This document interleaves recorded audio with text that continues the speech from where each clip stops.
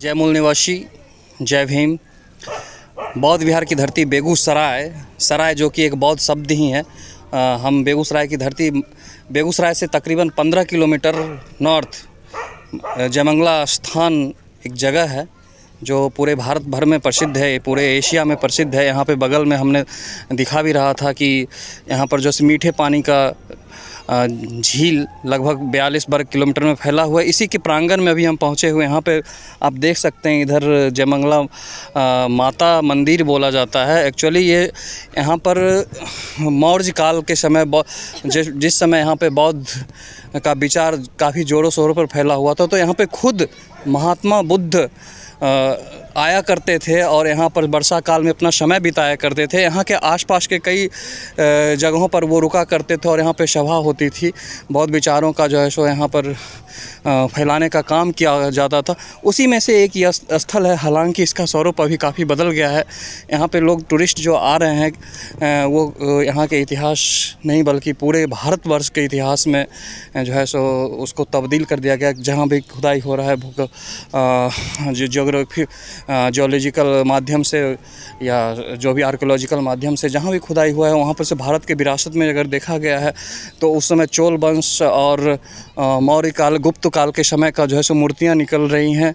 और उसमें जो भी प्रतिमाएँ आ रही है बुद्धिस्ट से रिलेटेड जो भी कलाकृति थी वो भी आ रही है। यहाँ पर भी हमने कई जगहों पे देखा कि बहुत सारी टूटी हुई मूर्तियाँ थी जिसमें कुछ न कुछ जो है सो मौर्य काल के इतिहास के पन्ने को पलट रहा था। हालांकि एक काफ़ी गैप आ गया जिसके वजह से यहाँ पर जो है सो ब्राह्मणीकरण कर दिया गया है।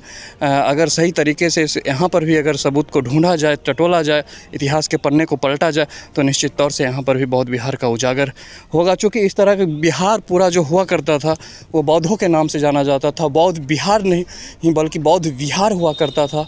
कुछ पन्नों के फाड़ दिए गए, कुछ पन्ने को उकेड़ ख़त्म कर दिए गए, जला दिए गए, जिसकी वजह से आज वो विहार जो था ये बिहार के रूप में जाना जाता है। तो ऐसे कई सारे जगह हैं जो हमारे लोगों को जानना ज़रूरी है। हमारे चैनल के साथ बने रहिए कि किस तरह से हमारे इतिहास के पन्ने को मिटाया गया, आक्रांताओं के द्वारा यहाँ के मूल निवासी को तंग तबाह कर दिया गया। हालांकि इसके साक्ष्य प्रमाण कुछ इतिहासविदों के द्वारा बताया जा रहा है। उसके पन्ने को पढ़ने का ज़रूरत है।